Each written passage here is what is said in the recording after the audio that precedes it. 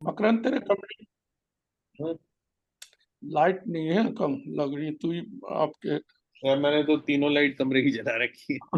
या comparison to us and that's okay, that's recording भी fine. शुरू हो गया तो स्टार्ट करते हैं। चलिए रिकैप करते हैं, पहले पहले से लेकर के जो 17-18 जो भी है उसको क्विकली उसके थ्रू चले जाते हैं। तो कौन पढ़ेगा भाई? मैं खोल देता हूँ उसको, पढ़ तो दूंगा मैं। 109, 115।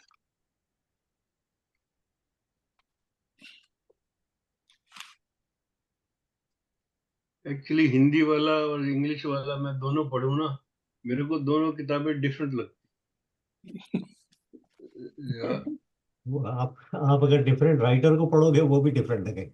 मैं ना तो क्या, दोनों का एक ही है तो वहां संस्कृत पर उसमें लिखा हुआ है मंगल गहन चिंतन। अब उसके ऊपर कुछ और लिखा है, है। इंग्लिश में कुछ और। इसमें तो जब ये है भाई, पहला अध्याय योगा योगा वृत्ति निरोध। हाँ, पहला है जी आपका अथ योग अनुशासन। या या सॉरी, अथ योगा अनुशासनम। अब योग की व्याख्या करते हैं। दूसरा है योग इसका योगा। एक मिनट जो इसमें मेरे ख्याल प्रभात ने कुछ नोट्स लिए हुए हैं तो इसका प्रभात, कुछ आगे बता दे। हाँ प्रभात में लिए होंगे। वो तो चिंतन में है, उनको समझ में नहीं आया आपकी बात। प्रभात सुन रहे हो? सुन रहा हूँ मैंने एक्चुअली आज वाला खोल दी थी फाइल ना, फिर पुरानी खोलनी पड़ेगी। नहीं, वो अपने नोट्स खोलो ना, उसमें लिखा होगा। वो कह रहे हैं वो पुरानी बुक में लिखा है इनके, एज फार एज आई हाँ, अंडरस्टैंड। फाइल बदल दी थी तुमने। अच्छा अच्छा, चलो कोई बात नहीं, फिर आगे बढ़ते हैं। या अथ योगा अनुशासनम, उसकी सिंधी हिंदी है। अब योग की व्याख्या करते हैं। The discipline of yoga starts now. या योग इसमें थोड़ा सा मैं पॉइंट आउट कर दूं, ये इसमें जो अथ वर्ड यूज कर रहा ना, अथ नाउ, पहले नाउ, या now, now the discipline of yoga.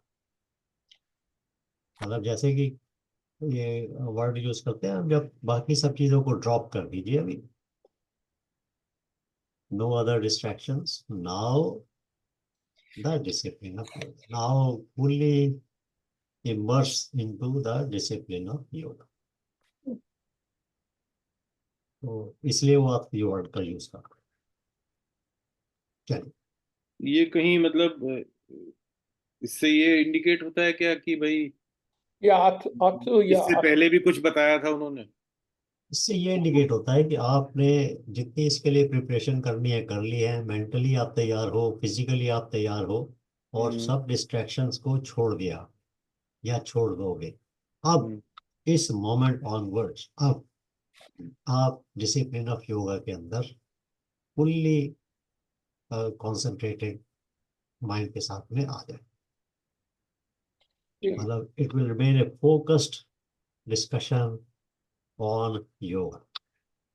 ये अर्थ जो है सदा आता है यूजुअली जब आप कोई सी भी उसके वो स्टार्ट करते हो। जैसे आप ये स्रोत में है ना, उनमें भी पहले पहला वर्ड यही आता है कि अर्थ देवी पूजन और whatever। हाँ, अर्थ का मतलब ना, दिस इज इट, मतलब बाकी सब छोड़ दो, खत्म, अभी इसमें आ जाओ बस। इसका मैंने स्टॉपिंग द क्रिएशन ऑफ वृत्ति इन चित, ये मेरे नोट्स में लिखा हुआ था, मैंने ढूंढ लिया। हाँ, वो दूसरा अध्याय, दूसरा श्लोक है वो। हाँ, चित्तवृत्ति निरोध था वो, हाँ। हाँ, या आज तो ठीक उसमें है। भी आता था, ये जो महाभारत सीरियल आता था उसकी जो हाँ जो वो गाना शुरू में गाते थे, अथ ये महाभारत कथा। हाँ, या तो अर्थ का मतलब नाउ, मतलब focus now, this is it. बाकी सब जगह से ध्यान हटा दो, यही नहीं, आ जाओ। उसमें उसमें राइटर्स क्या किए, वो प्रथम वो था ओपनिंग, वो जब करते थे ना, कि वो कहते थे जैसे स्टोरियों में लिखता था that was a night is dark and this and that, तो हमारे यहाँ अच्छी स्टार्ट करके वो अपनी स्टार्ट करते हैं चैप्टर को, जो कुछ भी। अरे अर्थ के बहुत मीनिंग लिखे हुए हैं। अब शुभ घड़ी, मंगल कामना, योग, मिलन, योग, साधना, परिणाम, अनुशासनम, नहीं, वो तो पेनिट्रेशन। नव अर्थ माने तो नव ही है, उसके बाद है जो है वो तो आप उसमें क्या क्या लगाओगे ये दे सकते ही हो। Okay.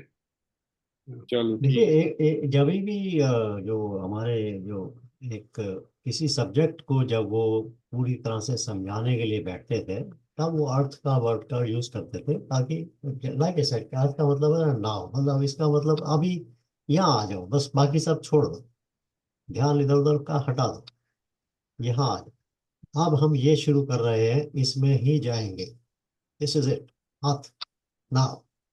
Now this is a discipline of yoga, we will talk.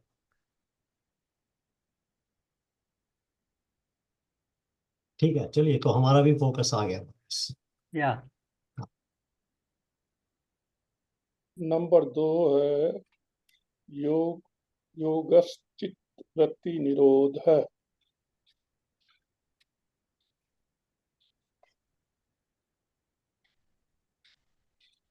मतलब उसकी हिंदी है चित्त को वृत्तियों अर्थात विभिन्न आकार में परिणमित होने से रोकना ही योग है। अच्छा, वही जो प्रोसेस ऑफ डेवलपिंग वृत्ति, स्टॉपिंग द डेवलपमेंट ऑफ वृत्ति। या बताइए, करिए, कोई रिकैप कर लीजिए जल्दी से इसको भी। इस पर्टिकुलर श्लोक की ट्रांसलेशन आपको डिफरेंट तरीके से मिलेगी, या बाकी बाई डिफरेंट पीपल। क्या है कि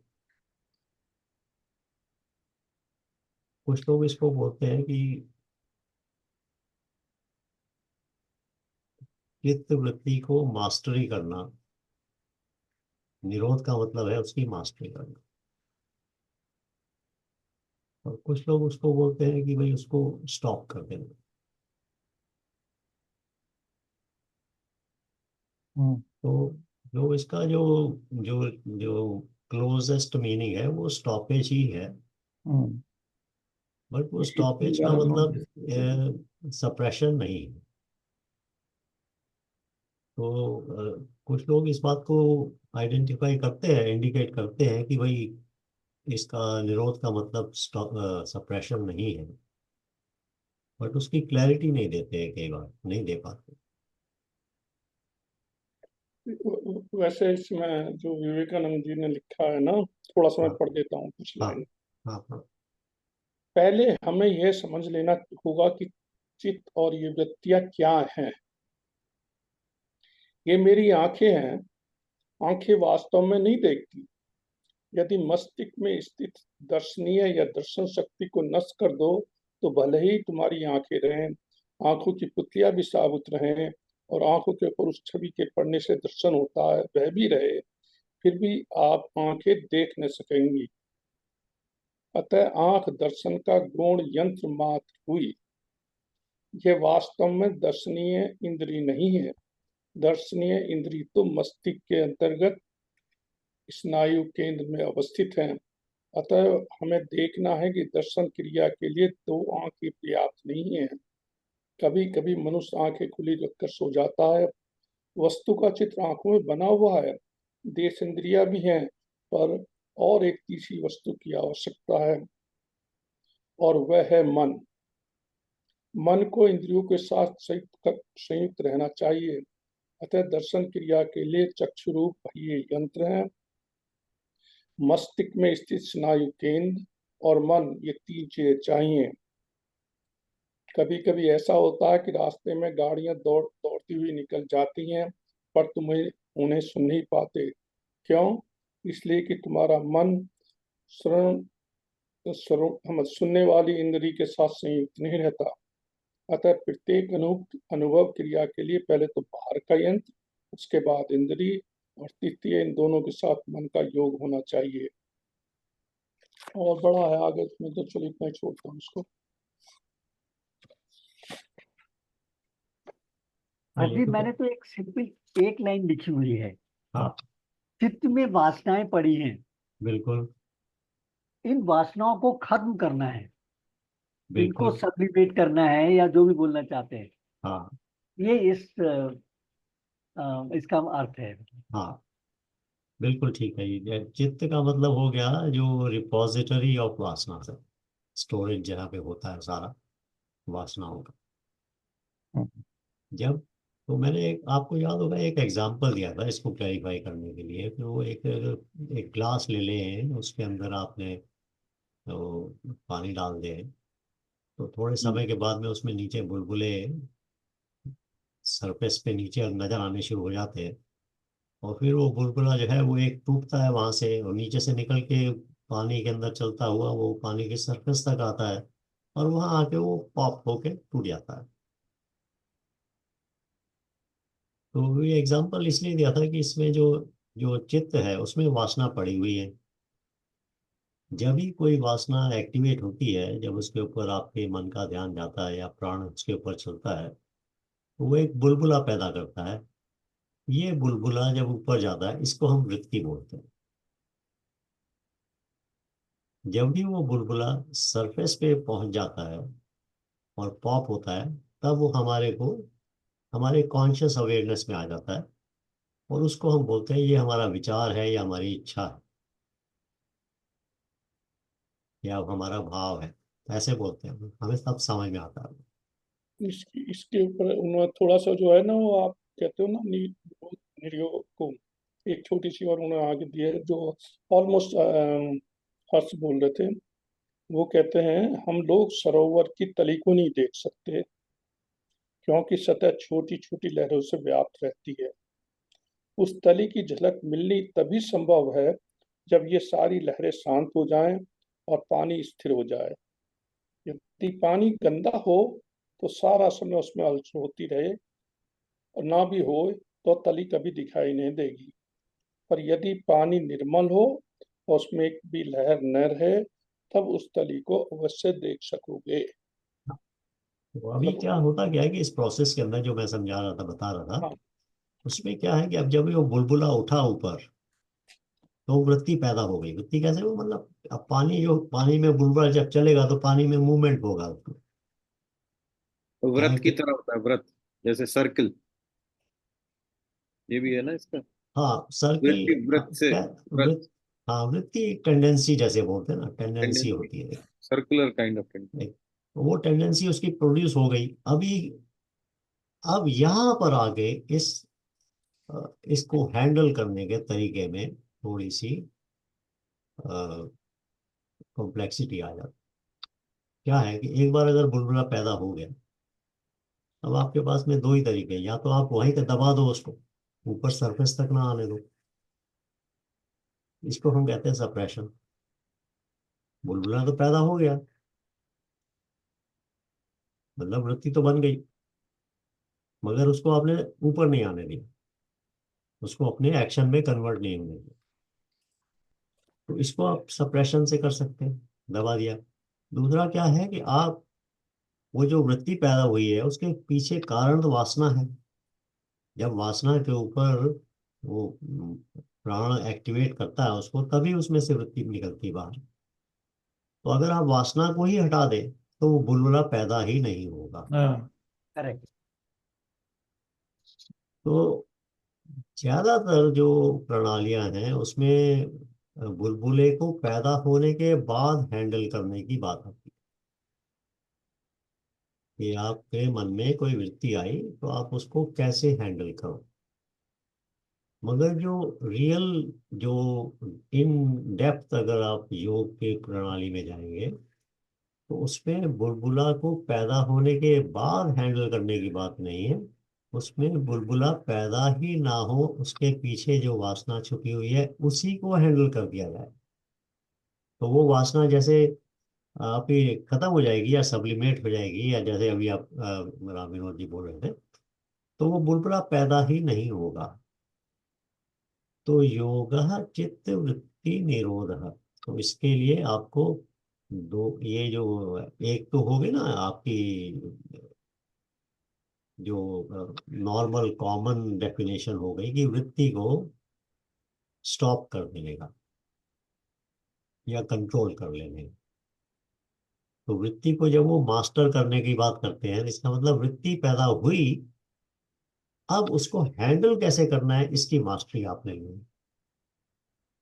मगर जो रियल योगा है वो है कि वृत्ति पैदा ही ना हो। तो योगा चित्त वृत्ति निरोध का मतलब आप डीपर मीनिंग जो है उसका वो ये ले सकते हैं कि वो वासना आपने टोटली एलिमिनेट कर दी, जिसके कारण से वो वृत्ति पैदा ही नहीं हुई। तो अब हम इसको बोल सकते हैं कि यहाँ चित्त की वृत्ति का निरोध हो गया, क्योंकि वृत्ति पैदा ही नहीं हुई। सो ये दोनों डिफरेंसेस, मतलब एक एक हो गया ना, कॉमन अंडरस्टैंडिंग होगी, वृत्ति पैदा हो गई तो आप हैंडल कैसे करें। जैसे कहते हैं ना कि गुस्सा आ गया तो गुस्से को कैसे मैनेज करें, यदि गुस्सा आ गया है तो मुंह में पानी रख के बैठ जाओ जब तक गुस्सा खत्म ना हो जाए। This is handling of the anger. लेकिन हर्ष वो तभी रंजीत तो होगी पानी ना भी पी रहा है इस टाइम राइट अवे। अगर हर्ष इसमें ये क्वेश्चन ये है कि उस स्टेज पे हम तभी पहुंच पाएंगे जब जब वासना are completely stop, right, are remove तो नहीं कहेंगे, या ये कहेंगे जब when my awareness is expanded to the level that I become observer, so all of these things are gone. तो ये जो प्रोसेस है योग का प्रोसेस, इस प्रोसेस के अंदर आपकी वासनाएं ऑटोमेटिकली धीरे धीरे कम होती चली जाती हैं और आपकी अवेयरनेस ऑटोमेटिकली एक्सपैंड होती चली जाती है। ये एक्सक्लूसिव नहीं है, ये ऐसा नहीं है कि भाई या तो वासना कम होगी या तो अवेयरनेस बढ़ेगी, ऐसा नहीं है। वासना जैसे ही कम होगी अवेयरनेस ऑटोमेटिकली बढ़ जाएगी। तो ये आगे जो पतंजलि जब डिस्क्राइब करेंगे ना सारा ये प्रोसेस वगैरह, तो उसमें धीरे धीरे ये सारी क्लैरिटी आ जाती है उसमें। बट बेसिकली आइडिया ये है कि जैसे जैसे आपकी मतलब वासनाएं आपकी जो कम होती हैं, अभी तीसरा चौथा पांचवा जब पढ़ोगे आप तो उसमें वो ये चीज़ और क्लियर हो जाएगी। तो जैसे जैसे वो कम होती जाएंगी वैसे वैसे आपका अवेयरनेस जो है आपकी कॉन्शियसनेस के अंदर एब्जॉर्ब होती जाएगी। मैं यहाँ फिर से पॉइंट आउट करना चाहूंगा कि awareness is not the same as consciousness. Consciousness causes awareness.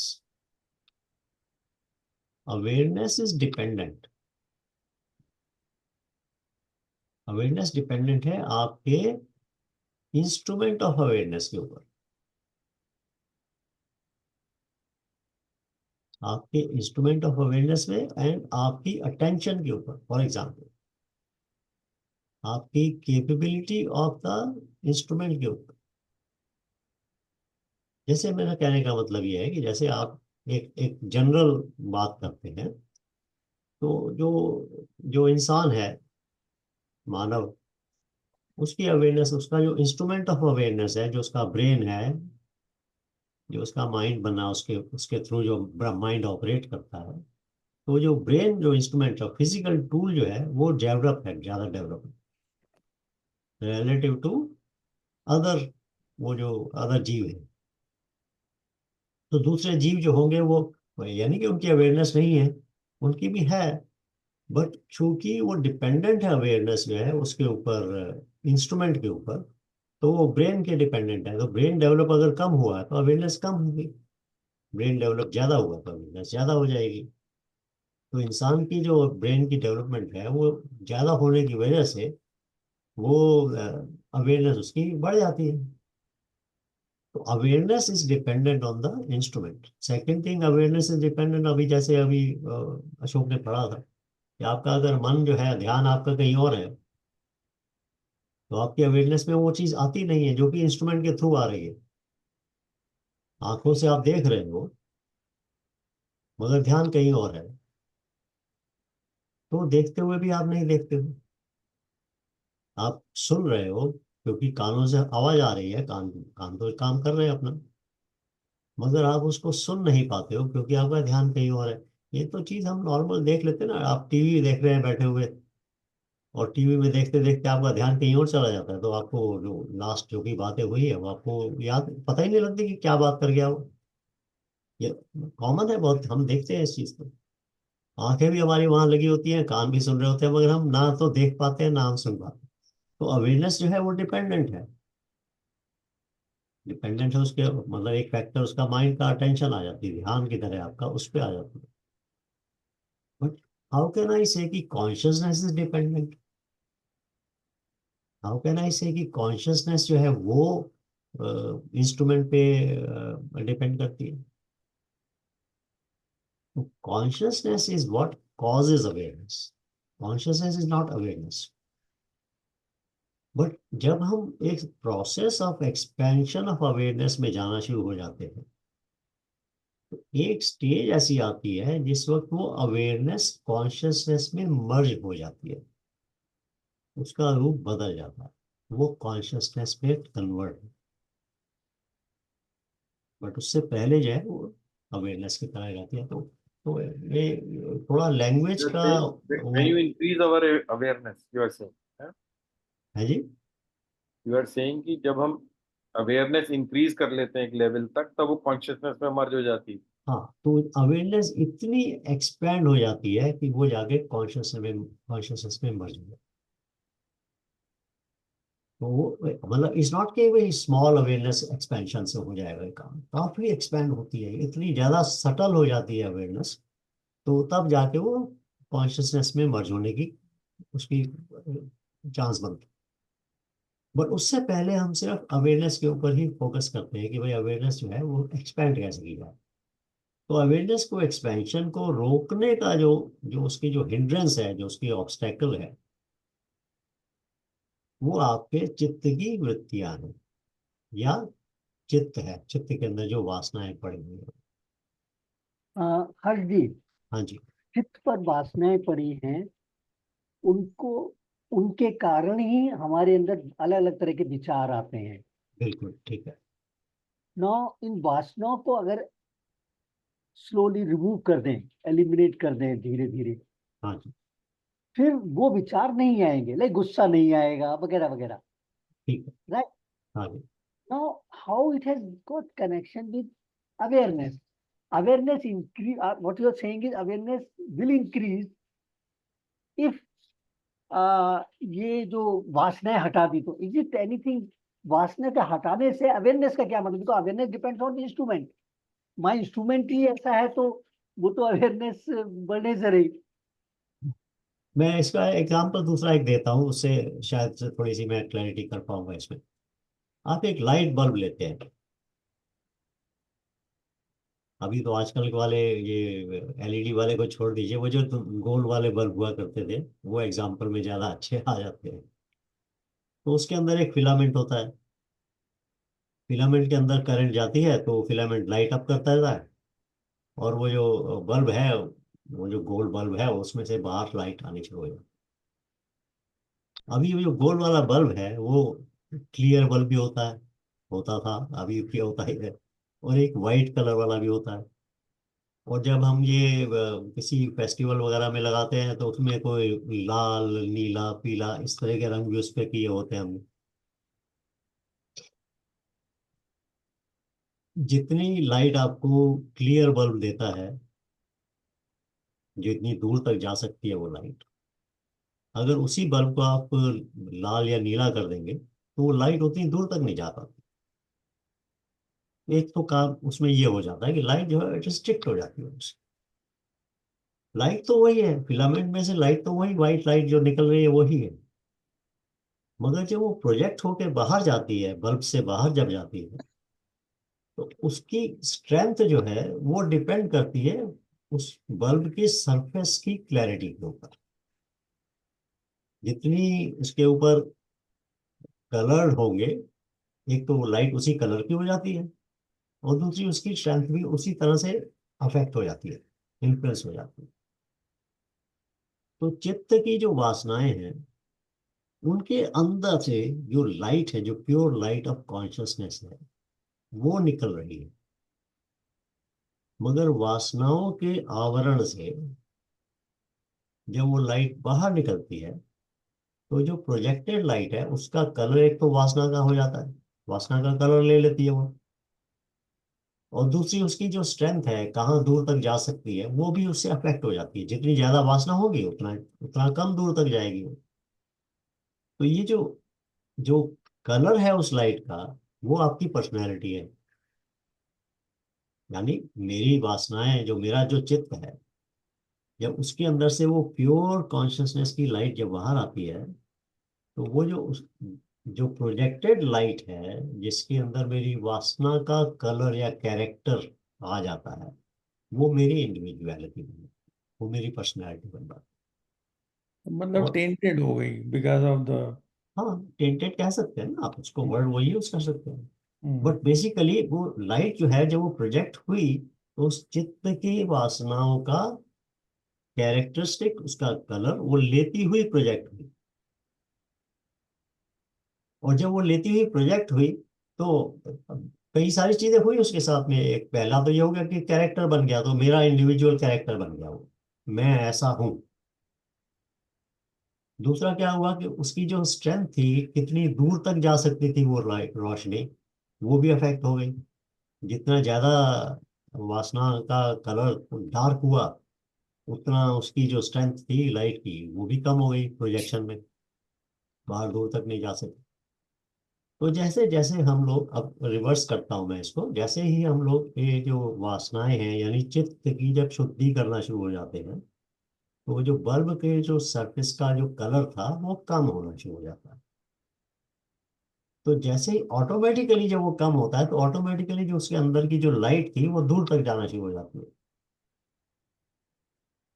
जैसे जैसे वो बल्ब क्लियर होता चला जाएगा, वो लाइट जो है अपनी पूरी स्ट्रेंथ उसी तरह से बाहर भेजती चली जाती है। तो ये इसलिए मैं कहता हूँ कि ये दोनों एक्सक्लूसिव नहीं है, कि ऐसा नहीं है कि भाई एक होगा तो दूसरा नहीं होगा। जैसे जैसे वासना कम होगी, आपका अवेयरनेस ऑटोमेटिकली उसी तरह बढ़ता चला जाएगा। Okay, understood. हम्म।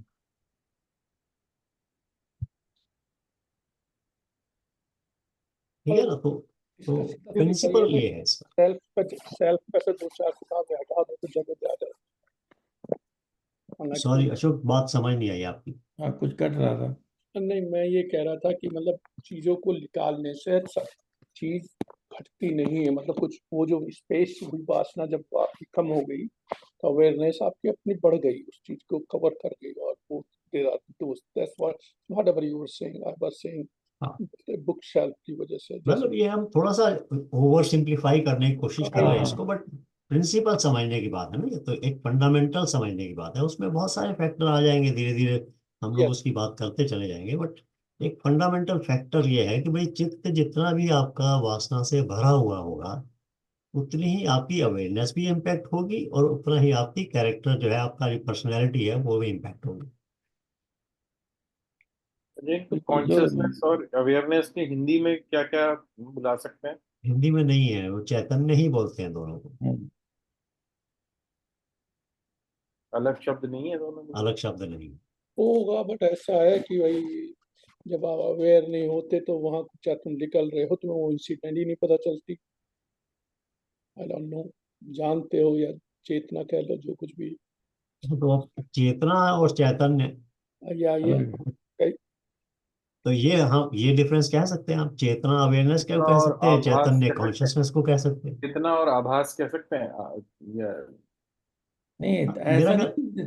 हर्ष, हाँ जैसे हम लोग, जैसे हम एक एग्जांपल हमने पहले कभी सुना था। जैसे बच्चा जो है बड़ा होता है, 1 साल का, 2 साल, उसको पता नहीं कि आग में हाथ डालें कि नहीं डालें, उसकी अवेयरनेस बड़ी कम है। तो फिर जैसे जैसे बढ़ता जाता है तो फिर उसको समझ नहीं, यहाँ नहीं, इससे जल सकते हैं। राइट। तो ऐसे ही हम लोग इस संसार में, जैसे ही हमारी नॉलेज कह लें उसको, स्पिरिचुअल नॉलेज बढ़ती जाती है, जिससे जो माइंड का जो क्लटर है वो रिमूव होता जाता है, तो मुझे तो ऐसा लगता है, I hope I am not wrong, कि slowly this is the process of merging with oneness, right?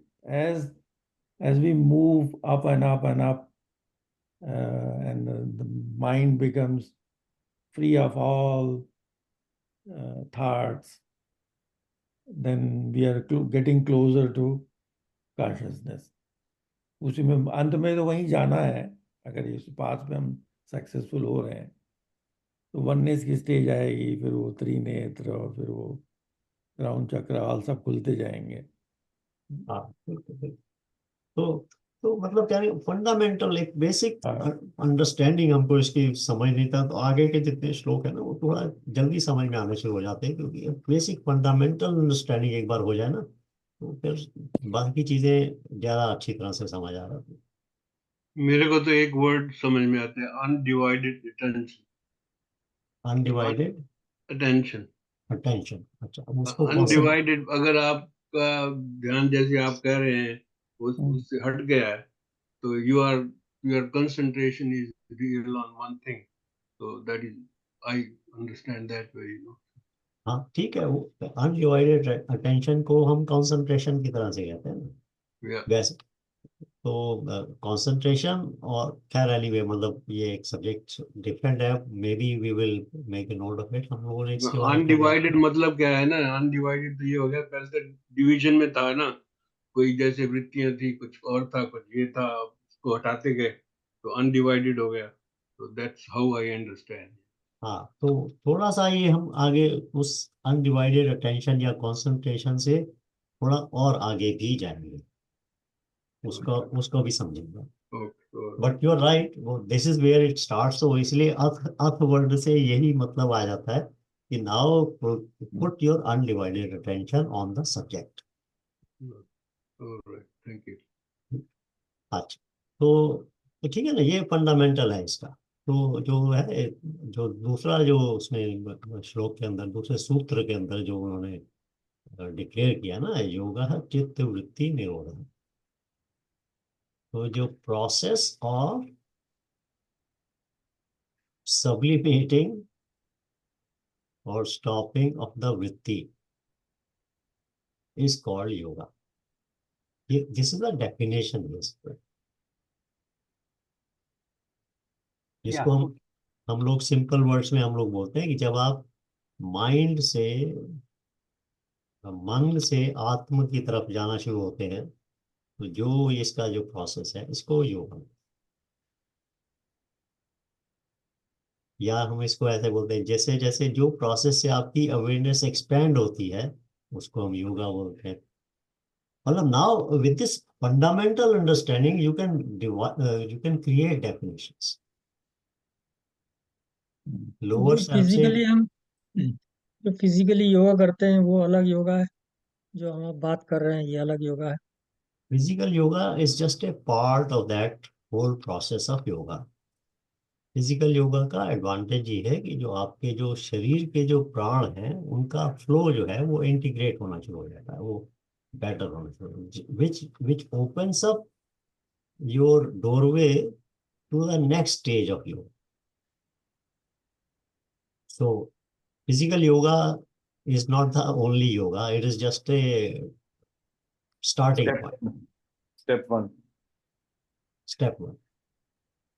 But आजकल के युग में बहुत सारे लोग उसको स्टेप वन नहीं समझते हैं, उसी को पूरा स्टेप ही वही है योगा ये समझते हैं।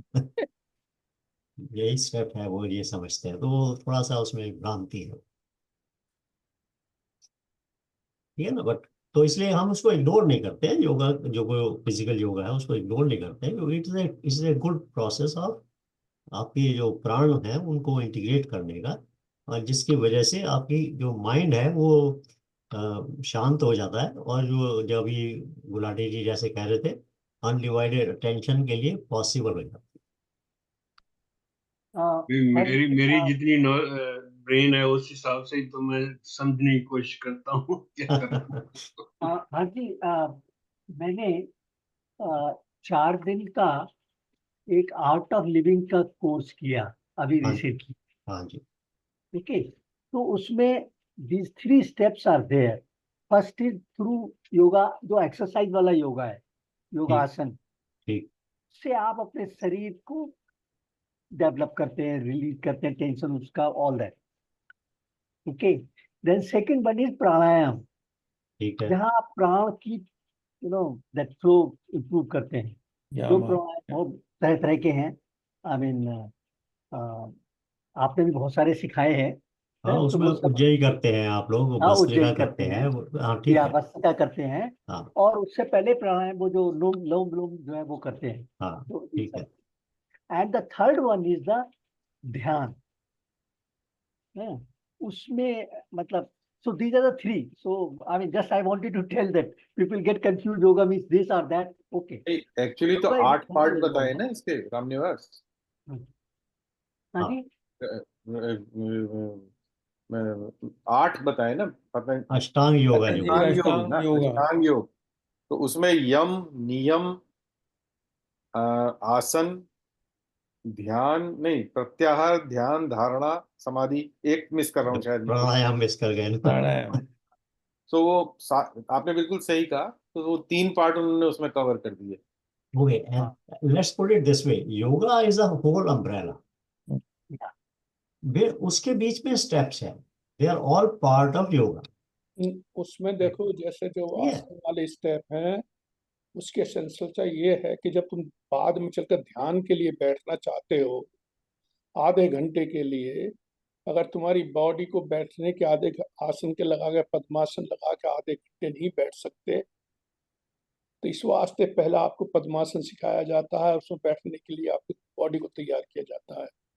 तब आप शांत होकर उसको करोगे। अगर तुम उसके लिए सीधे जाओगे धारणा पे, तो तुम बैठ ही नहीं पाओगे, तुम्हारे पैरों में दर्द इधर होने लगेगा, उधर होने लगेगा। अशोक भाई, you're perfectly correct. Yeah. ठीक है ना। So let's तो अच्छा है, तो रामविनोद जी अच्छा है, ये आर्ट ऑफ लिविंग का आपने किया है कोर्स, तो उसमें आप अभी तो उनका तो वहां पर आपके आसपास होता होगा हर वीक में कोई ना कोई उसका वो फॉलो अप हाँ, सेशंस। उसके बाद वो तो 4 दिन का कराया। हाँ अब एवरी संडे हाँ 2 घंटे का वो करते हैं, जिसमें कि एज ए प्रैक्टिस। हाँ बाकी हर दिन मुझे करना है, वो मैं कर रहा हूँ। हाँ और once in 7 days, that is every Sunday 2 घंटे को बुला के वहाँ श्री श्री रविशंकर जी की आवाज में, हाँ मतलब रिकॉर्डेड है, जहाँ लॉन्ग वो क्रिया करते पूरा। हैं। हाँ, सो मुझे अच्छा लगा, हाँ मतलब बहुत अच्छा है, बहुत अच्छा है, बहुत अच्छा किया। या हाँ, मैंने किया हुआ है भाई, बता दूं आपको। अच्छा अच्छा अच्छा अच्छा, हाँ that's right, मेरी करेक्ट करेक्ट, मेरी पत्नी आर्ट ऑफ लिविंग की टीचर है। अच्छा, वाओ। वेरी गुड, अच्छा वेरी अच्छा, गुड। That's the news. तो एनीवे तो Actually, Gulati ji कहेंगे कि she became more popular in our temple of than course others. मुझे कौन पूछता है, मेरे पास जो चीज है उसको लेने वाला कोई नहीं है। अब मेरे को कॉन्फ्लिक्ट में मत डालो भाई, वो उनकी सेंसेस थी जैसे थी, वो उन्होंने बता दिया। पर क्या क्या है कि हर्ष जी को करवाती तो बहुत अच्छा है, पर ये अपने आप खुद करने लग जाते हैं। भाई टीचर होता है ना, वो बोलता रहता है तो दूसरों को करवाता है, ये अपने आप खुद करते हैं। ये डिफरेंस है बस, और कुछ नहीं। चलिए कोई बात नहीं। अच्छा गुलाटी जी, एनीवेज आप तो बीच में से निकल नहीं सकते, प्रमोटर तो आप ही हैं साहब। हाँ, वो तो है। नहीं नहीं कोई बात नहीं, देखिए हर चीज का कोई निमित्त बनता है, कुछ कारण होता है, कुछ चीज होती है वो। फिर वो जो हर्ष जी की बात है वो समझने के लिए थोड़ा सा और एडवांस होना पड़ता है ना। शुरू शुरू में लोग जो हैं वो आसान काम ही सीखना चाहते हैं। चलो खैर कोई नहीं, जो क्या नहीं, क्या मैंने नहीं, मतलब हर जी का ये एक बहुत अच्छा लगा।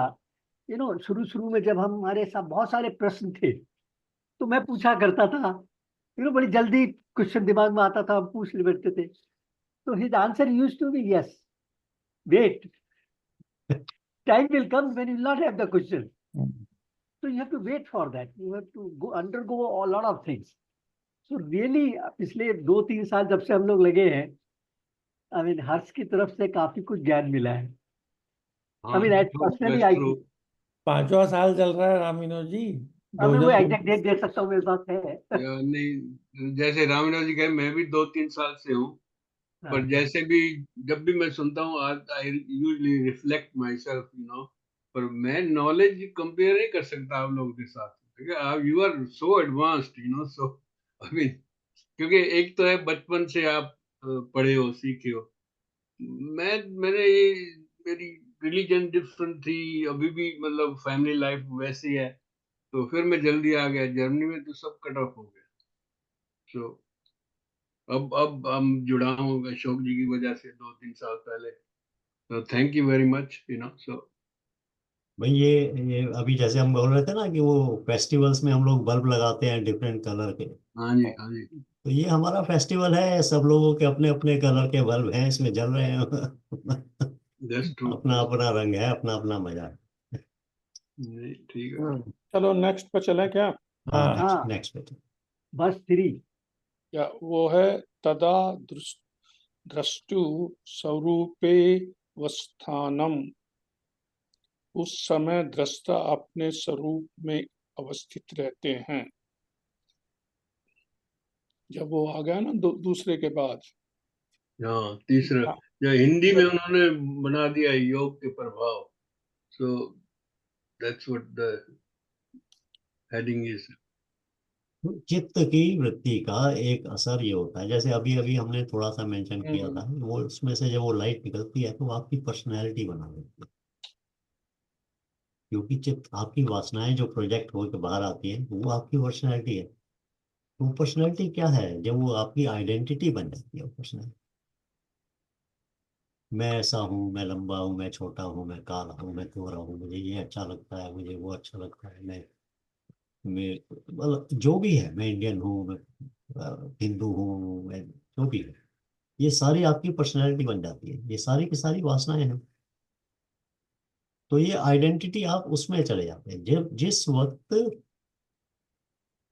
वृत्तियों का उत्पन्न होना रुक जाता है,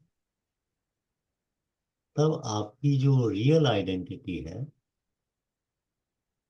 वो आप उसमें एस्टैब्लिश होना शुरू हो जाते आत्म स्वरूप में आ जाते हैं। हैं, आत्मस्वरूप में आते हैं। क्योंकि जो आत्मस्वरूप है वो चित्त या वृत्ति से प्रभावित नहीं है। देखो ना, वृत्ति चित्त के अंदर वासनाएं जो है वो आने आने आने जानी चीज है। आप अगर अगर आप देखें, एक टाइम देखें, मान लीजिए कि आप एक टाइम था जिसमें आपके पास में कोई वासना नहीं थी, तो फिर वासना आ गई, एक वासना आई, तो वो जो एक वासना आई उससे पहले का जो समय था उसमें कोई वासना थी नहीं, मगर आप थे।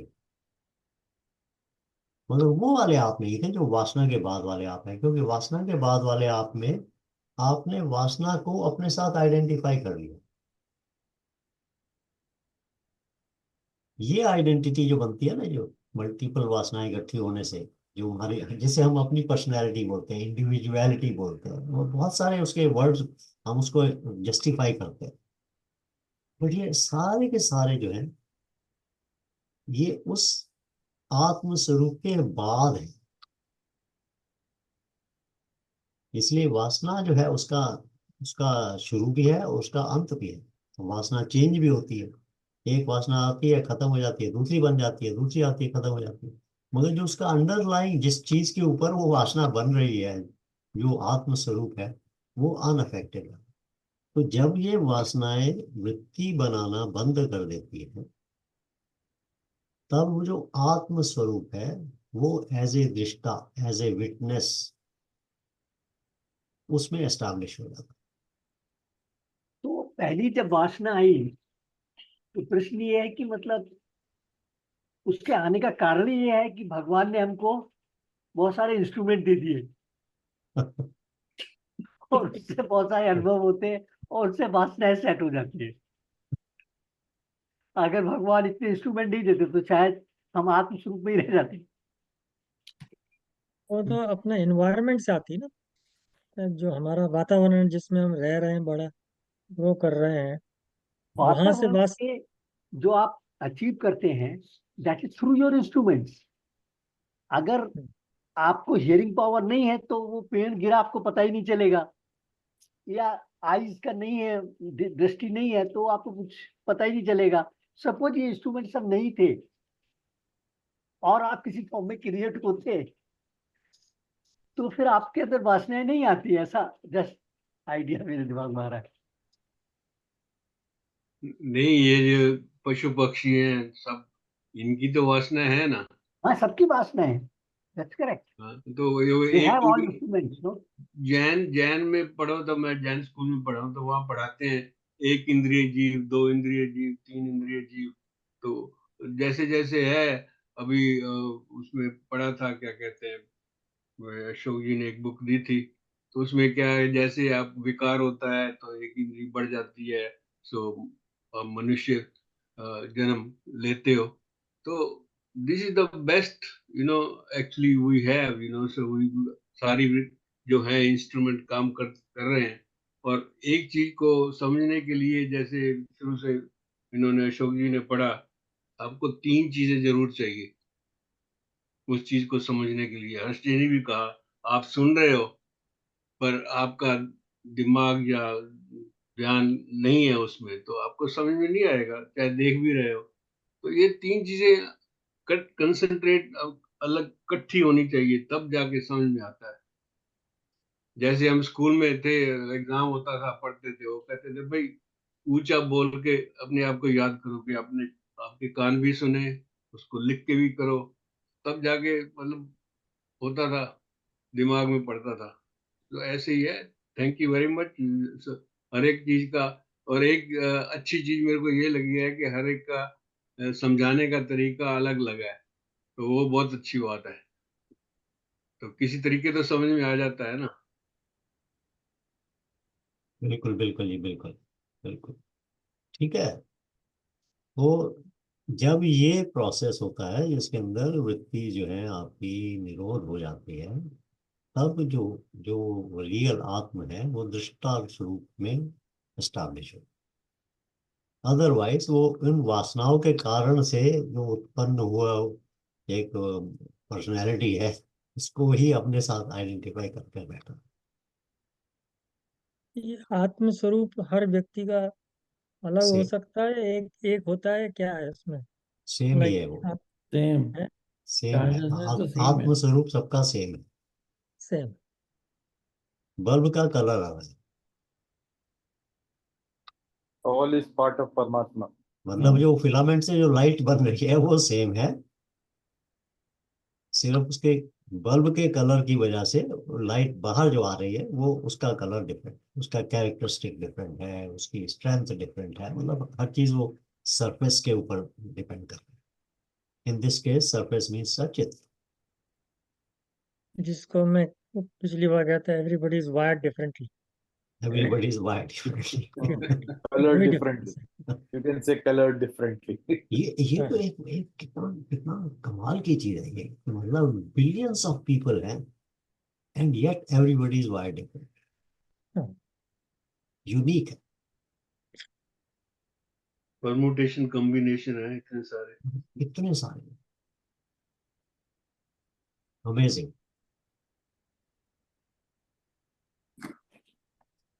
अशोक भाई चले फिर वर्ष 4 पे।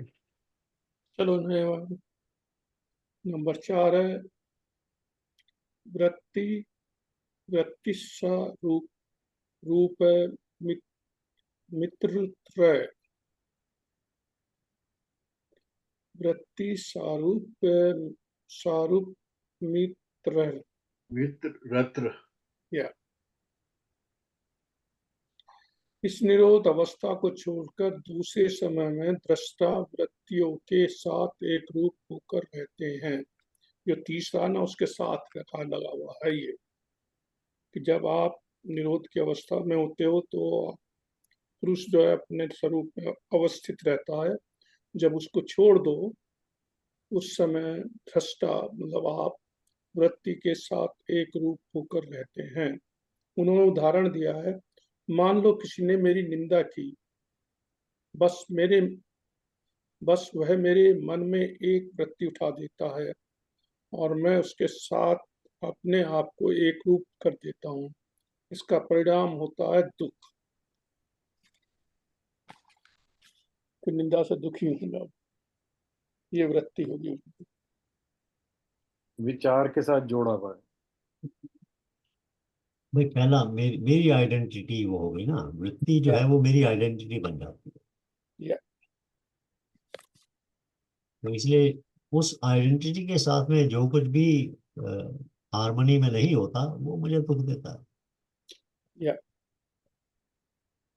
जैसे कह देते हैं ना पितृवृत्ति या या मातृवृत्ति, ये भी तो शब्द यूज होते हैं।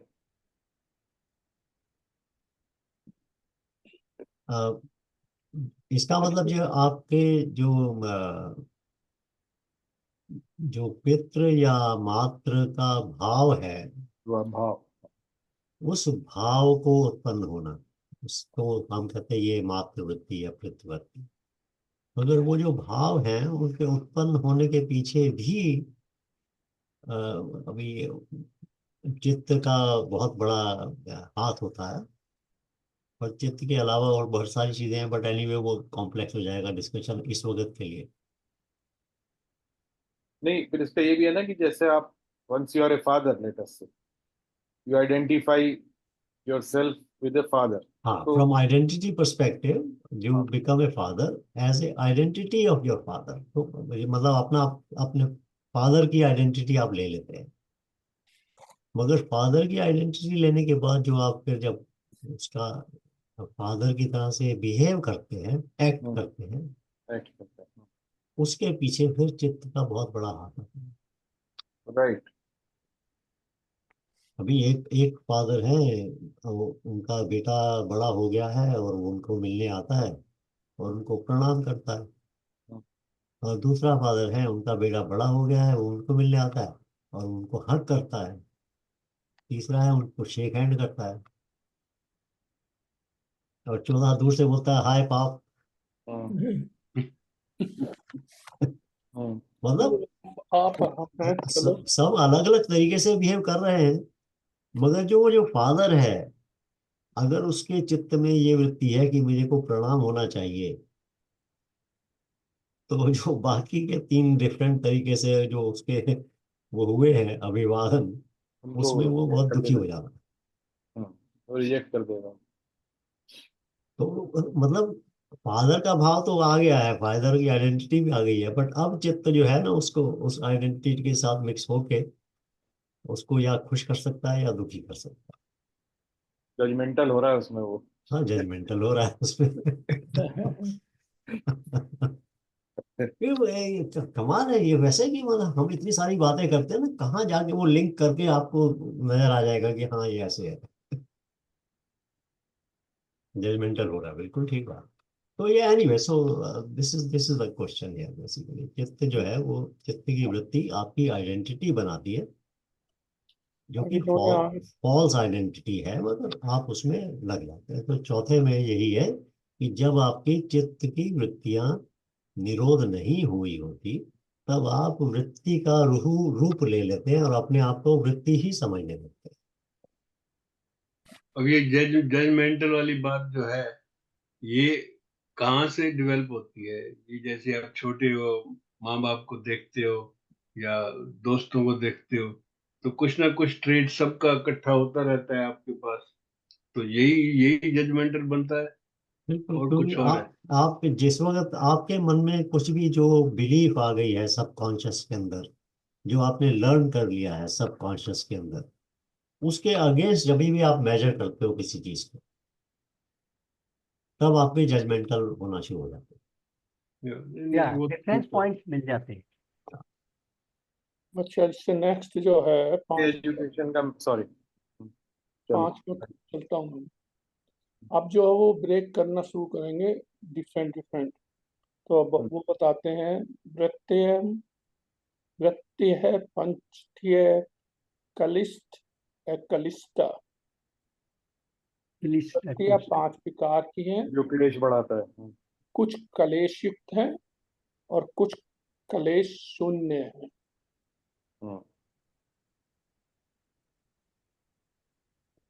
आगे चलो सर। हाँ, कोई इसमें है कुछ क्लैरिटी चाहिए, क्लिष्ट या अक्लिष्ट? इसमें लिखा है ना ऊपर, चेतना के उतार चढ़ाव में 5 प्रकार। तो ये 5 प्रकार हैं जो उनको उन्होंने 2 जगह डिवाइड करता है, कुछ जो में आपको दुखी होती है, कुछ में आपको कोई फर्क नहीं पड़ता। ओके। तो पहली है प्रमाण विपर्यय विकल्प निद्रा स्मृति।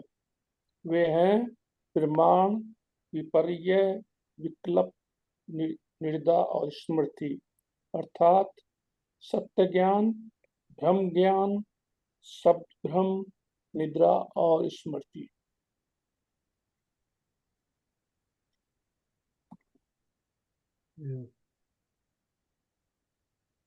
देखा ना, मुझे पता था कि ये हमको, जब तक हम इसको वो रिकैप नहीं करेंगे तो हम आगे बढ़ना मुश्किल होगा। या हाँ, तो 5 प्रकार की वृत्तियां बताई गई हैं। प्रमाण, विपर्यय, अभी क्या है, विकल्प, विकल्प निद्रा और और स्मृति। स्मृति। प्रमाण को तो सत्य मतलब जो प्रमाण मीन्स सत्य ज्ञान, नॉलेज। भ्रम ज्ञान, विकल्प को कहा शब्द भ्रम, निद्रा और स्मृति तो सभी को पता है। प्रमाण कहते हैं ना डायरेक्ट नॉलेज को, या जो जिसका आपको डायरेक्ट एक्सपीरियंस होता है उसको आप प्रमाण है। मतलब अनुभव बेसिकली, है जी, अनुभव। अनुभव बेस्ड। या दूसरा है विपर्यय। विपर्यय कहते हैं कि जो आपकी जो एरोनियस कंक्लूजन जिसको आप, मिसपरसेप्शन हाँ, एक तरीके से। बात कुछ और है मगर आपने कंक्लूजन कुछ और निकाला। ऊपर लिखा है 5 प्रकार के, नीचे उन्होंने 7 बनाए हुए हैं। अच्छा, वृत्य, हेर हेर बदल, प्रश्चत्य 5, जो 5 उसका मतलब है गुना, और विक्लिष्ट से ग्रस्त, कष्टकारी, पीड़ादायक, अक्लिष्ट, वो प्रसन्नचित, क्या है ना, तनाव रहित। 5 को 2 जगह डिवाइड किया, एक में दुख है, एक में सुख है। या जैसे कष्टकारी है, पीड़ादायक आप एक कह सकते हो, पर उसको अगर विश्लेषण करो तो 2 अलग अलग चीजें हैं वैसे। वो तो अभी आगे आगे बहुत डिवीजन करेंगे उसके चलो आगे। ठीक है, ओके। मतलब वो पहले शुरू में उन्होंने कहा 5 हैं, वो 2 तरह के हैं, ये या ये। अब आके अब जैसे उन्होंने बताया ना, आप प्रमाण को बता रहे हैं वो कितने किस किस तरीके आगे कई वर्ड। प्रत्यक्ष, प्रत्यक्षानुमाना नागमा प्रमाण प्रमाण प्रमाण अनि आनी। कहाँ चले गए तुम? 7वें पे।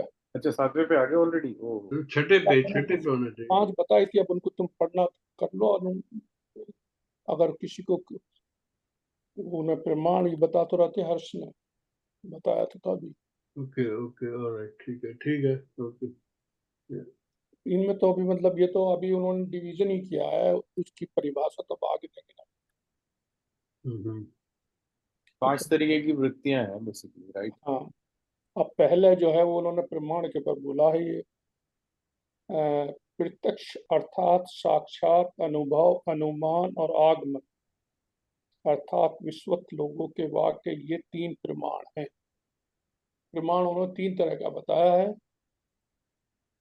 एक तो आपने कहा प्रत्यक्ष देखा है, एक प्रत्यक्ष आपका प्रमाण। या एक या आपने अनुभव किया है, अनुमान किया, आगमन और विश्वत। तो अब इनके ऊपर बोलेंगे वो। जैसे वो है ना, आपने धुआं देख के आप कहते हो कहीं आग लगी है, पहले तुमने आग के साथ धुआं देखा है तो तुमने उसके साथ वो कर लिया है, जोड़ लिया उसको भी, जहाँ धुआं होगा वहां आग ही होगी पहले। कौन से वर्ष पे हैं अभी हम? 7th पे है। अच्छा, ये 7 पे आ गया। 7th पे है प्रमाण के ऊपर। उन्होंने प्रमाण कौन कौन से होते हैं, 3 तरह के बताए, ये 3 प्रमाण हैं। हमारी 2 अनुभूतियां आपस में विरोधी नहीं होती, तब उसे हम प्रमाण कहते हैं। ऐसा है अभी जो जैसे 5 वो बताई थी ना तरीके, 5 तरीके की वृत्तियां, हाँ तो उसके अभी हर हर तरीके की वृत्ति का आगे उसका विश्लेषण किया है, उसके या एनालिसिस। तो इस वाले में पहली जो 5 बताई थी वृत्तियां, उसमें पहली थी प्रमाण। तो अभी ये उन्होंने प्रमाण के बारे में आगे बताया यहाँ पर कि प्रमाण जो है वो 3 तरीके से लिए जाते हैं। एक डायरेक्टली जो आपको अनुभव होते हैं, दूसरे आपके जैसे अभी अशोक बता रहा था कि जैसे इन्फ्रेंस से होता है। या इन्फ्रेंस से मतलब जैसे कि आपको धुआं देखा तो आप अंदाजा लगा सकते हैं कि उसके पीछे आग जरूर होगी, इनडायरेक्ट। इनडायरेक्ट है। और तीसरा जो है प्रमाण, ये माना जाता है शास्त्रों के अनुसार कि शास्त्र किसी प्रमाण या किसी वही ने तो है आपको ना। बताया, आगम प्रणाम किसी प्रमाण। अथॉरिटी वाले बंदे ने आपको बताया। तो उन्होंने इसी वास्ते जो जो ये जब आपके वैदिक शास्त्रों, जब किसी ऐसे आध्यात्मिक कुछ पे होता है ना, तो डिबेट में यही होता है अल्टीमेटली कि भाई जो भी प्रमाण ये मिल रहे हैं वो मतलब बेसिकली जैमिनी उपनिषद में है वो यही सीधा कि भाई अगर वेद में लिखा है हाँ, तब सही बात है। डायरेक्ट इनडायरेक्ट कुछ भी नहीं पता है तो शास्त्र को ही प्रमाण मानना चाहिए। या यही हुआ ना इसका मतलब कि हाँ बिल्कुल यही हाँ मतलब। यही है। वो बाकी हमारा है, क्योंकि हम लोग ये ज्ञान यज्ञ कर रहे हैं ना, इसके अंदर हम प्रमाण के अंदर सिर्फ मानने वालों में से नहीं। हम लोग कहते हैं कि जो माना, जो लिखा है सत्य होगा, मगर हम उसको जरूर टेस्ट करना चाहेंगे, हमको या अनुभव करना चाहिए। तो कोई कह के हाँ, दूसरी हम कोई लोग कोई इंक्वायरी, क्वेश्चन करने वाले लोग हैं। कोई इंक्वायरी तो है ही हमारे सबके उसमें। कोई दूर से कह रहा हो जैसे वो टमाटर के वगैरह में बड़ा सॉफ्ट होता है और तुम पहली बार उससे लोगे तो चाहे उसके सामने करो या पीछे को दबा के जरूर देखोगे। तो कि तो मतलब ना कि डू साइंटिफिक नॉलेज के लिए यही तो वो हुआ है कि भाई you have to repeat it. वो ये कहेगा एक टमाटर को तो मत दबाओ और भी 10 एक दबाने पड़ेंगे। यार हम लोगों का तो वो ये बताया गया है ऐसा कि भाई आप क्वेश्चन करें, आपको या सिर्फ किसी ने कह दिया इसलिए मानना है ऐसा नहीं है। जब तक आपको उसके बारे में नहीं पता है तब तक आप मान लें, ठीक है भाई आपने कहा है मैं मान लेता हूँ, मगर धीरे धीरे उसका क्वेश्चन करते रहें।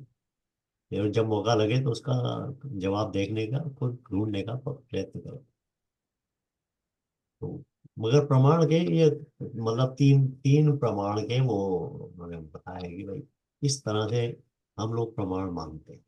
मतलब अरे ये तो हमारे न्याय शास्त्र में यही है तीन आपके इन्फ्लुएंस ट्रुथ एंड देन वही बुक्स। क्या हाँ, पहले कानून में क्या हुआ था किसी उसका। अथॉरिटी वाले ने जो बोला क्या है, के एक्सपर्ट ने बोला है। अगर आप अशोक बोल देगा कुछ ना कुछ वो न्यूक्लियर अगर तुम रिएक्टर के अशोक बारे को में, तो हम एक्सपर्ट लोग नहीं मान समझ। लेंगे भाई ठीक है अशोक ने बोला है तो ठीक है मान लो। हमारा ये भी तो कहता है शास्त्र की मान लोगे तो जान लोगे। नहीं ये शुरू तो है मगर इसको वेस्ट में ये है कि जान लोगे तो मान लोगे। साइंटिफिक इंक्वायरी में ये रहता है। हाँ अच्छा मगर वो शायद एक्चुअली बड़ा ये एक सर्कुलर वो है। आपको पहले मान के चलना होगा कि भाई कुछ है, तब हाँ आप हाँ। जाओगे वहां। नहीं, जैसे प्रॉब्लम नहीं सॉल्व करते थे, लेट अस एज्यूम हाँ b is equal to so much हाँ, and then problem will be solve. Assume हाँ, X is equal to Y. हाँ, वो एज्यूम जो एज्यूम। आपकी जो पहला वो है जैसे ज्योमेट्री में पहला बिट पॉइंट की कोई डायमेंशन नहीं है। But line collection of point की लाइन होगी तो लेंथ ले ली हमने, डायमेंशन उसकी कटा कर। तो ये जो चीजें हर चीज जो है ना बेस है, बेसिक फैक्ट एक अजम्पशन के ऊपर है। उसके हाँ, बाद लाइन लाइन की बात तो बड़ी अच्छी कही वैसे। ये भी एक सोचने की बात है, देखो या लाइन क्या कहते हैं कि दो पॉइंट्स को स्ट्रेट जो शॉर्टेस्ट जोड़ दे वो डिस्टेंस से लाइन है। जोड़े वो लाइन है। या and a circle is made of lines. या line is versus made of बिंदुस, सब बिंदु इकट्ठे हाँ, लाइन। तो circle is actually made of lines, या बट इट्स अ सर्कल। तो आप अगर उसको दूर से देखोगे तो सर्कल है, जैसे जैसे उसके नजदीक चलते चले जाओगे तो आपको लाइन नजर आनी शुरू हो जाएगी। It's the same thing, your perception is different.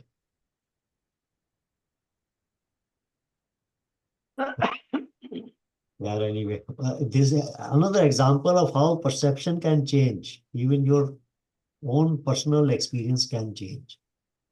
Yeah. Para, anyway, चलो आगे चलते हैं।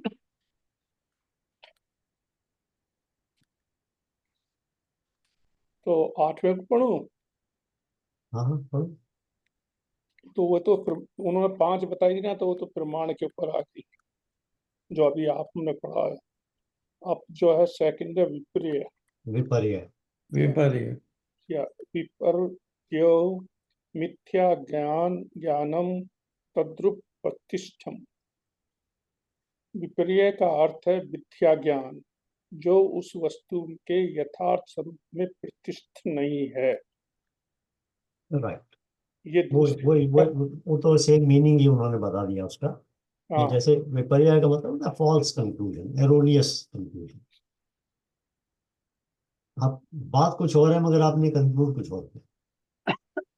अब जैसे उन्होंने दिया एग्जाम्पल दी है, एक वस्तु में किसी दूसरी वस्तु की भ्रांति। जैसे इसमें जो दिया है उसमें थोड़ा सा मुझे भी खुद देखनी पड़ेगी। उन्होंने एग्जाम्पल दी है स्नेक वाली ना, रोप एंड स्नेक। रस्सी और स्नेक की आती है ना गीता में। सुक्ति में रजत का भ्रम। आप सुक्ति, मुझे तो रजत माने तो मुझे ऐसा लगा कि कोई चीज चांदी की तरह चमक रही हो तो तुम उसे चांदी समझ लो।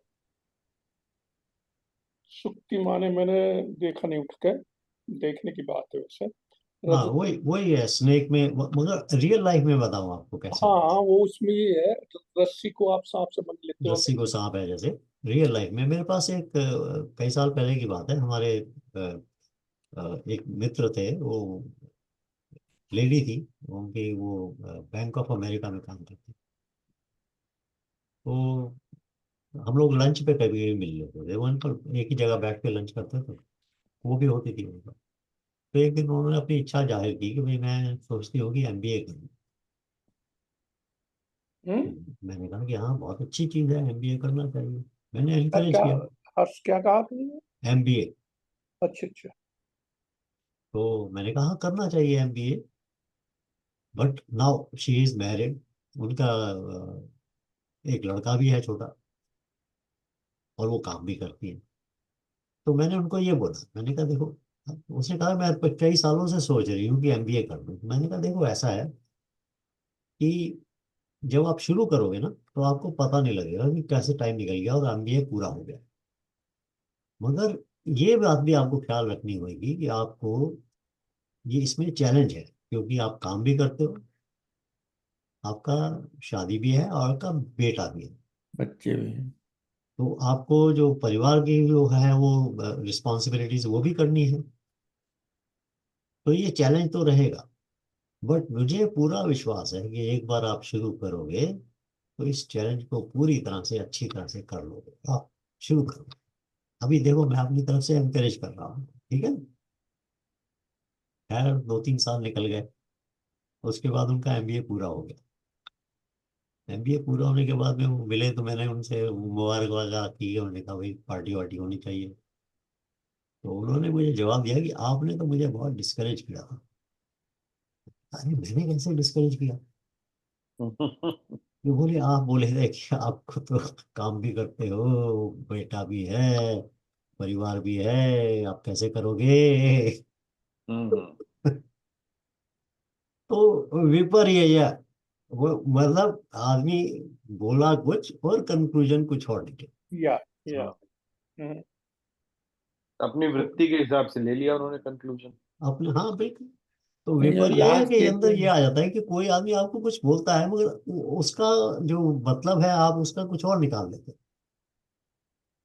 इसी तरह से वो ज्ञान मतलब की बात में आ जाती है कि भाई जैसे सिंपल सी है, घर में से तुम्हारा मतलब कोई तुमने झगड़ा वगड़ा करा हो माँ बाप के सामने, तो उन्होंने कहा घर से निकल जा। अच्छा तुम बाहर चले गए, फिर जब तुम्हें भूख लगेगी तब आई जाओगे। उनका मतलब ही यही होता है, थोड़ी देर के लिए चला जाता बाहर। या मतलब उसका मतलब, और कोई बैठे बाहर बैठा ही रहे कि मैं, जैसे एक बार मेरे साथ ही हो गया था, मैं छोटा सा था, जो ना उस बात पे कहा था या कुछ नहीं, मैं गुस्से में आके निकल गया। अब मैं ये सोच रहा कि वो मुझे ढूंढ आएंगे। वो वो जाड़ों की बात है ये बिल्कुल। अब मैं घर से जब भाग आऊंगा ना, तो मेरे पैर, मैंने शू नहीं पहने, चप्पल वप्पल नहीं पहनी। अब मैं सुबह सुबह निकल रही, वो पैर को नीचे ना, बहुत ठंड लगने लगी। मैंने एक सूरज कहीं आ रहा था, उसके साथ सामने खड़ा रहा। अब मैं दूर नहीं गया, मैं सोच रहा कोई सा भैया आएगा। दाई तो नहीं आएंगे, कोई नहीं आएगा। तो मैं चलता चलता, मैंने कहा साले तू यहाँ खड़ा है, चलता चलता घर में पहुंच गया। किसी ने ये नहीं कहा कि भाई तू आ गया तो ठीक है, नहीं आया तो हम जा रहे हैं। तो उनका ये क्रोध जो भी शांत हो गया होगा ना तब तक। आई नो, वो ठंड ने सीख कर दिया। तो ये है कि आपका जो है कि जो बहुत सी चीजें, बहुत से, ये उसका मतलब ये लैंग्वेज के ऊपर होता है। हम कहते हैं कि कल मिलेंगे, या कल हमने ये कहा था। कल का सेंटेंस के साथ ही डिफरेंट मीनिंग है। चलो। तो विपर्यय का मतलब ये होता है कि आप फॉल्स कंक्लूजन पे पहुंच जाते हैं। आपको एक लिमिटेड इंफॉर्मेशन मिलती है और आप उसका कंक्लूजन गलत निकाल देते हैं। या जैसे जैसे नेचर को चैलेंज कर देना कि नेचर अगर ऐसा है तो इसका मतलब गड़बड़ है। ये कंक्लूजन्स हैं कुछ फिलॉसफी के अंदर, स्पिरिचुअलिटी के अंदर हमारे कुछ प्रिंसिपल्स हैं, हम बोलते हैं उनको, उसको आपने गलत वो समझ लेना। तो ये सारी चीज़ें उसमें इंक्लूड है। बट जनरली होता ही है कि ये जितने विपर्यय हैं ये क्लिष्ट हैं, ये बहुत दुखदायी, या ओ, ये भ्रम ही उल्टा ही हो गया तो ये कि बहुत दुखदायी, जो भी गलत आपने गलत कंक्लूजन जो भी निकाला वो दुखदायी। उससे उससे आगे चले हैं वो 9वां, सब ज्ञानानुपाति वस्तु शून्यो विकल्प। यदि किसी शब्द से सूचित वस्तु का अस्तित्व न रहे, तो उस शब्द से जो एक प्रकार का ज्ञान उठता है, उसे विकल्प अर्थात शब्द जात हम कहते हैं। ये विकल्प है ना, विकल्प, या विकल्प, इमेजिनेशन। संकल्प विकल्प।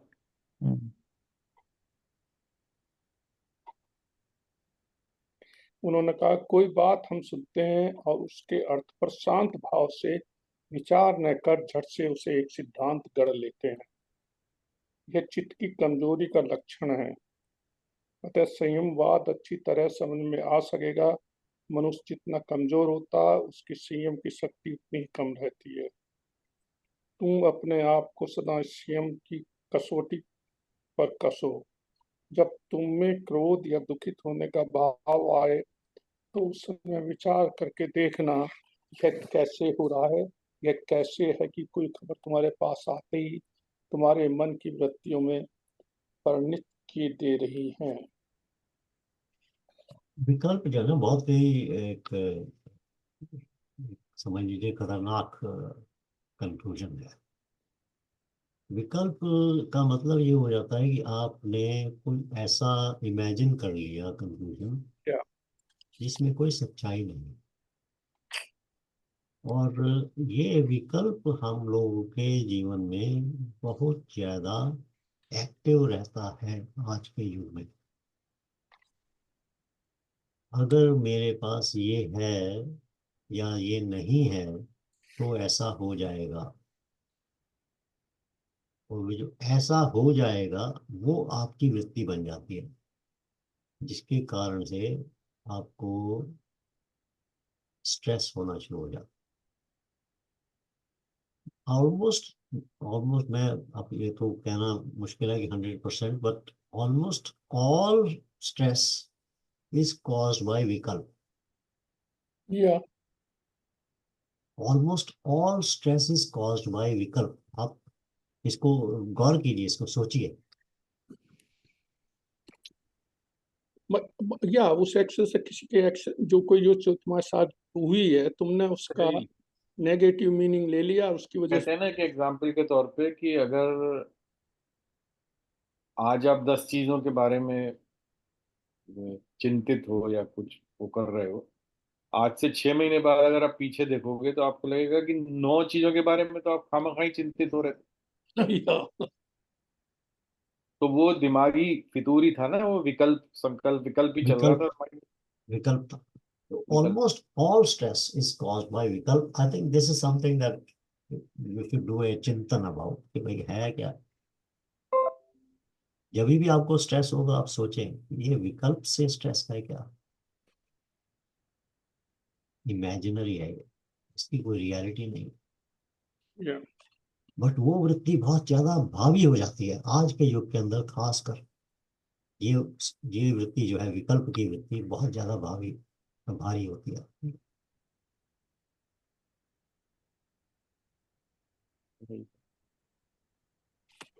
बातें बड़ी सिंपल तरीके से वो लोग बोल जाते थे हजारों साल पहले, बट वो देखो कितनी वैलिड है आज के युग के अंदर भी. Yeah. बिल्कुल। सारी चिंता, भविष्य की जितनी चिंता है वो विकल्प के बेसिस पर है. Yeah.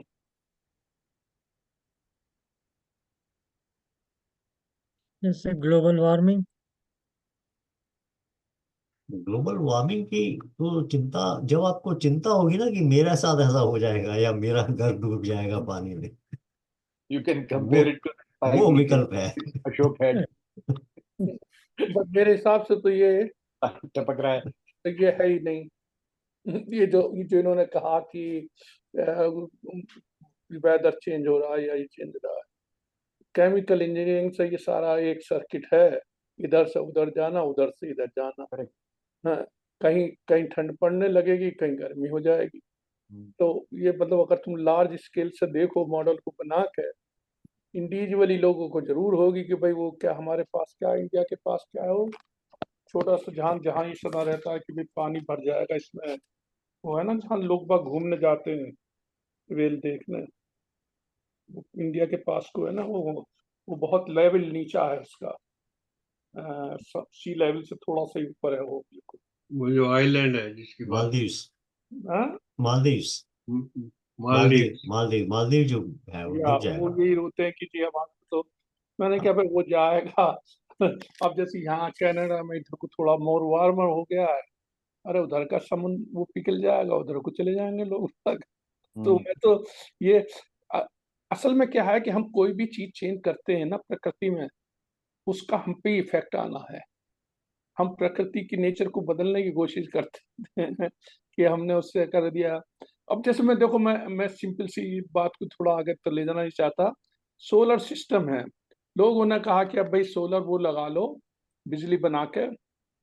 मैं कहता हूँ हाँ ये ठीक तो है तुम्हारा, बट मेरी समस्या, सबसे बड़ी समस्या ये दिखाई देती है कि अगर हम सारी सूरज की रोशनी जो आ रही है, सारी धरती को ढक दें उनसे दर्पणों से बिजली बनाने के लिए, तो नीचे के जो उसके जो नीचे छाए होकर वो पेड़ कैसे गाय जाएंगे। अगर तुम सारा वो कर दो, कवर कर दो अर्थ को इन पे लगा के कि हमारी इलेक्ट्रिसिटी आ गई, अबे इलेक्ट्रिसिटी तो आ जाएगी, वनस्पति तो सब सारा मर जाएगा जितनी सेट करोगे। हाँ, तो एनीवे, तो कमिंग बैक, मतलब विकल्प जो है वो, like I said, this almost all stress is caused by विकल्प. ऑलमोस्ट ऑल, मैं 100% नहीं कह सकता हूँ क्योंकि ऑब्वियसली एक्सेप्शंस भी होंगे.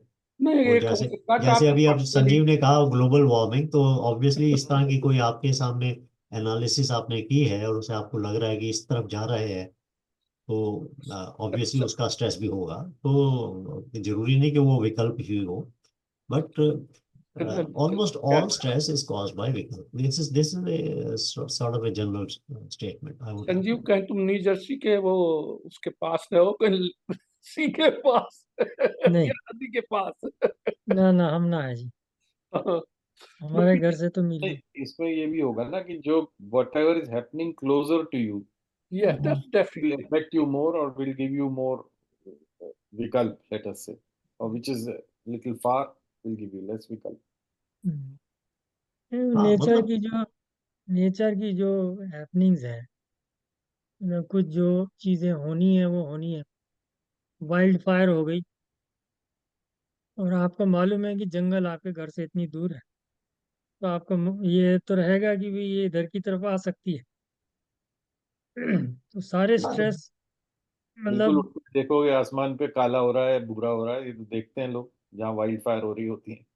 हाँ, नहीं, तो आप ठीक कह रहे हो संजीव। ये जो आपने इवेंट बताए हैं सारे, इनके पीछे कारण है और स्ट्रेस का कारण है, सब ठीक है, मगर विकल्प तो वो इमेजिनरी चीज की बात है ना। इमेजिनरी जो स्ट्रेस है मतलब है, हाँ जो हम क्यों- फ्यूचर को सोच के जीते हैं, हाँ वो स्ट्रेसफुल होता है। हाँ, वो सारे विकल्प में आ जाते हैं। अब ये तो अब आग लगी हुई है और वो जंगल में फैल रही है, तो इसमें विकल्प नाम की चीज तो कम है। इसमें तो सामने नजर आ रही है चीज, उसकी एनालिसिस हो रही है। हम्म, विकल्प तो तब हो जाता है कि भाई इस गर्मी में कहीं आग ना लग जाए। हाँ, ठीक ठीक। अब वो ना नोस्ट आग लगी है ना कुछ हुआ है, मगर कहीं लग ना जाए, बस वो डर है। लगना वो विकल्प नोस्ट्राडामस की बुक मत पढ़ो। वो कौन है जी? ये हुआ ना आंसर। ये ठीक है। चलिए, मेरा ख्याल है आज का तो हो गया है, या तो अच्छा, anyway it was good to Good. Recap. Yeah, we तो kept nicely. 9 तक तो आ ही गए. हाँ इजी याद रहेगा, अगली दफा 10-10 शुरू करना। Start sailing. हर्ष जी ये थोड़ा सा रिकॉर्डिंग शेयर करना। हाँ, ये वाली कर लेते, मैं 1 मिनट रोक देता हूँ पहले।